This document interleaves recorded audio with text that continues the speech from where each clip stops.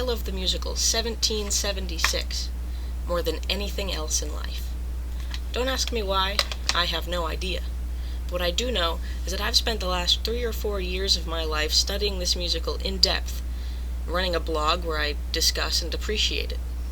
This video essay is based off a paper I authored in a sociology class I took last spring, wherein I did an in-depth analysis of 1776 and theorized upon some of its more left-wing political tendencies, namely, how it usurped the idea of American traditionalism. 1776 is a musical that debuted on Broadway in 1969 and was later made into a movie in 1972.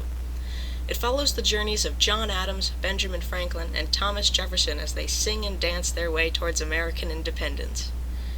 If one, upon first seeing the musical, expected it to be another Founding Fathers glorifying, America-loving romp into history, they couldn't really be blamed. When, though, the film is looked at more intently, it becomes clear that to glorify American historical figures was never the film's original intention. John Adams is obnoxious and disliked, loud, rude, and hated by everyone around him. Benjamin Franklin is crude and falling asleep in Congress, and there's an entire song dedicated to how Thomas Jefferson can't write the Declaration of Independence because he needs to go and sleep with his wife. Which brings me to my first point. Training ground in New Brunswick, where every able-bodied whore in the... Whore?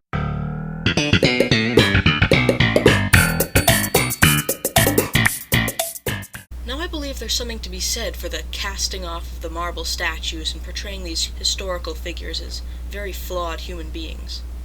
But these are some very, very flawed human beings. Wake up, Franklin! You're going to New Brunswick.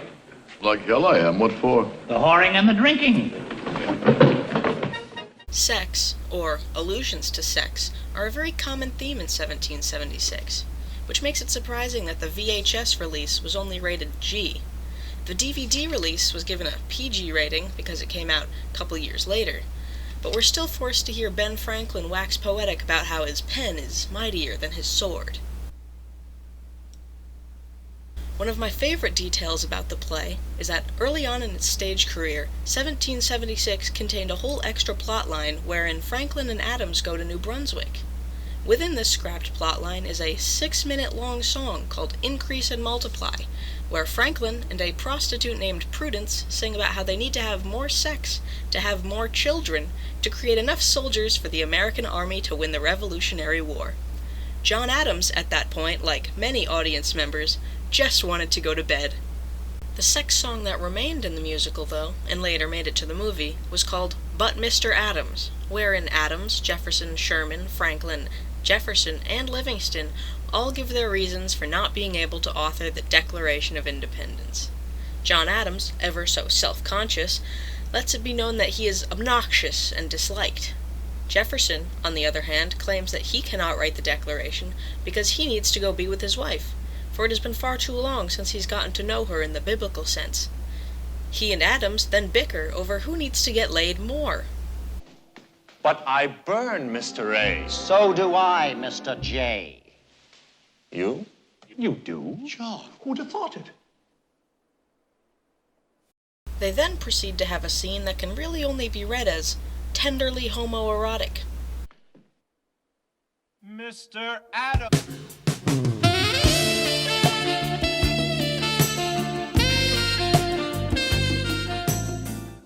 The song, He Plays the Violin, is often theorized by 1776 enthusiasts to be a metaphor for Thomas Jefferson's love-making abilities. It's only a theory, but one 1776 enthusiasts have become quite attached to. With all of their crudeness, flaws, and sexual promiscuity, these characters are hardly anything like the glorified, propagandized hero figures that America tries to make its founding fathers out to be. Even George Washington, who only appears in the musical through his letters, can really only be described as a miserable schmuck.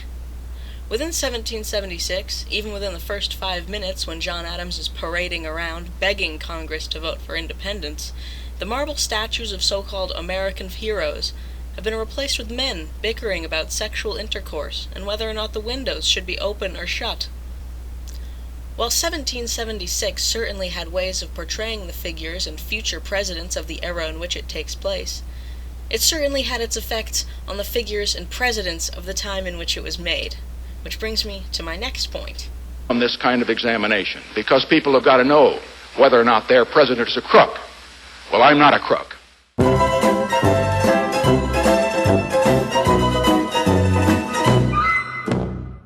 Oh, Tricky Dick. Mr. Nixon, you callous bastard. You can say that Richard Nixon did a lot of bad things in his time as the president. Watergate, the Vietnam War. But that all pales in comparison to what's perhaps his most horrendous abuse of office. Richard Nixon demanded the removal of the song Cool, Cool, Considerate Men from the original VHS release because it hurt his feelings. This isn't hyperbole. The whole scene was removed from the film, and Jack Warner claimed to have destroyed the negatives. Luckily, they were later found, and now the scene can be found in all Blu-ray and DVD editions of 1776. Other, smaller scenes that were removed can only be found on the Laserdisc editions. I will obtain that Laserdisc! I will! But back to Nixon. He originally witnessed Cool, Cool, Considerate Men when the original Broadway cast of 1776 came to perform it for him at the White House. The administration asked for them to remove the song first, but they didn't, and Nixon got to sit through 5 full minutes of self-proclaimed conservatives prancing around the room, singing about how much they love money and hate change. We say this game's not of our choosing. Why should we risk losing? We could. I suppose it didn't help that the song was originally called Cool, Cool, Conservative Men, rather than Considerate. The administration also asked them to remove another song, but we'll get to that in a bit. Apparently Nixon took the performance like a champ, clapping and shouting bravo. But how could he not help but feel called out by lines such as, "And we'll hold to our gold, tradition that is old, reluctant to be bold," or, "To the right, ever to the right, never to the left, forever to the right."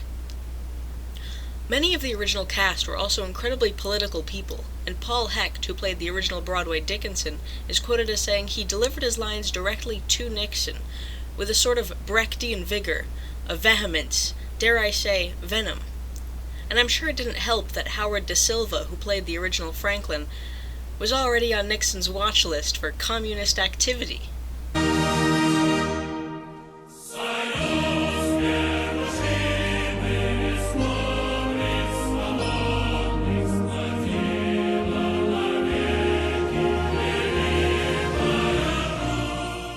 Nixon bravoed them then, but when the time for filming came along, the administration demanded the removal of the song, and this time Jack Warner forced them to comply. Of course, then some things happened.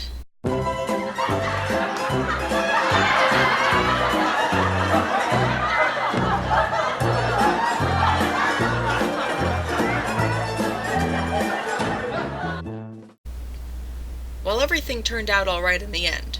The fact a president could just do something like this just goes to show how far the American government will go not to be offended. And don't get me wrong, just because I love the musical 1776 does not mean I think the founding of America or the American government were good ideas in real life. While we eventually found the negatives for the scene, Jack Warner is quoted on his deathbed as saying, as his only regret, "giving in to that bastard Nixon." Oh, come on, Tricky Dick wasn't that bad. All he did was water a few gates. Or did he? And that brings me to my third point.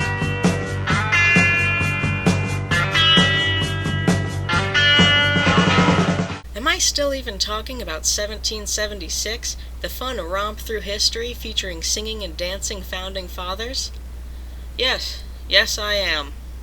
Like everything in the late 60s, early 70s, 1776 was heavily influenced by the ongoing Vietnam War, and the character of the courier, while meant to portray a young Revolutionary War soldier, is eerily reminiscent of the young boys sent off to kill Vietnamese farmers and civilians, and then die thousands of miles away from their home. The courier represents just another victim of the imperialist war machine that is American foreign policy, and he has an entire song he sings about his friends dying in the American War for Independence, and how he expects his mother to find his own body when he's killed.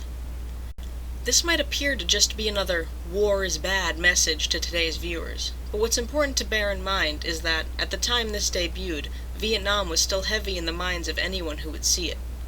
The song he sings, called Mama Look Sharp, is immediately preceded by a quote by the congressional custodian, in reference to the more conservative members of Congress.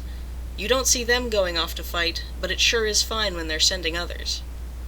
Mama Look Sharp is the other song that the Nixon administration wanted to have removed before it came to the White House. I mean, 1776 only has like 12 songs. It holds the record for the longest music-free period in a musical. Did they just want to see dudes in waistcoats yelling at each other for 3 hours? But I digress. 1776 did more than just make an anti-war statement, though. When the 1969 Tony Awards came around and the musical was nominated,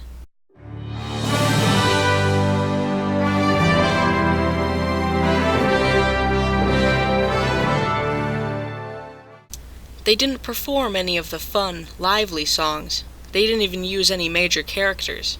They had the courier go up there and perform Mama Look Sharp in front of both a live and TV audience. All of America got to see a young boy singing about how he knew he was going to die in a war, and how he would never get to see his mother again. Hey, hey, oh mama, look sharp.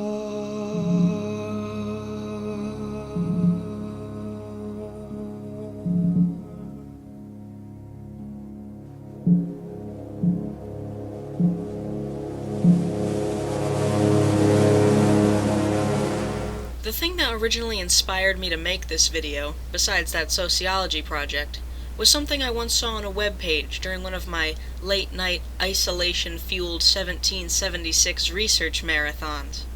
I was looking at photos from the original production on the Masterworks Broadway website when I came across something like this in the About section.